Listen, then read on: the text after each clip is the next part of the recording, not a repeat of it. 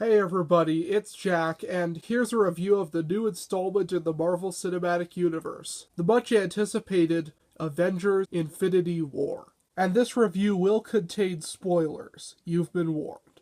Now when it comes to the Marvel Cinematic Universe, I have had differing thoughts on the movies, and here is a brief rundown on my thoughts on every single one. Good, haven't seen, meh. Okay, really good. Good, but overrated. Alright, haven't seen. Absolutely fantastic. Good, but overrated. Haven't seen. Haven't seen. Best out of all of them. Good. Better than the first. Very good. Really good. Good. I was excited about Infinity War, but at the same time I was a little nervous as well. It was including just about every single major character from all of the previous films. And I wasn't really sure that was a good idea. It could easily end up as a huge jumbled mess. The plot of this movie involves just about every single character from the previous movies coming together because Thanos, this evil being, is on a quest to find these Infinity Stones. Once he has all of the Infinity Stones, he will have the power to wipe out millions of people. We follow different characters as they go on their own separate adventures to try to stop it. So what are my thoughts on this highly anticipated blockbuster?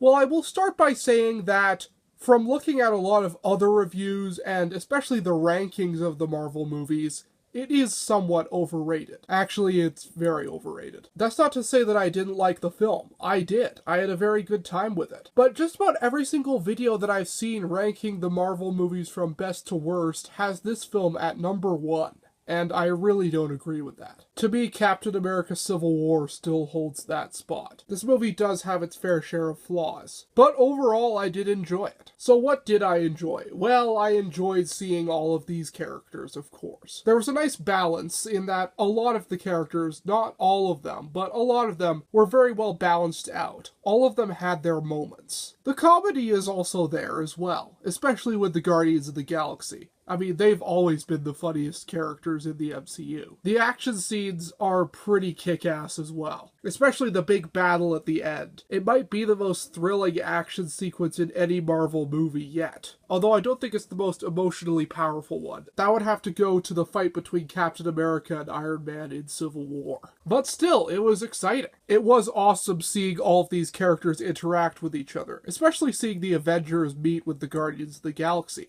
They had great chemistry, and some really good comedic banter. The only major new character in this movie really is Thanos. Thanos has been built up throughout the MCU. We first saw him at the end credits of the first Avengers, and I, like most people who weren't comic book fans, was like, who the hell is this? Then we saw him in Guardians of the Galaxy, and we learned a little bit more about him. But in this film, he is the main antagonist. And yeah, I love him just about as much as everybody else does. He's arguably my favorite Marvel villain of them all. Granted, the Marvel movies have never had the strongest villains. I love the Red Skull, the Winter Soldier, and, believe it or not, Colonel Zemo from Civil War. And that's about it. None of the other villains really stand out that much. Loki especially I really don't like, and I don't understand why so many people love him. But Thanos is a really compelling villain. He isn't just some evil guy who wants to wipe out the entire universe. He in fact only wants to wipe out half of it. He has an interesting belief that if half of a civilization is wiped out,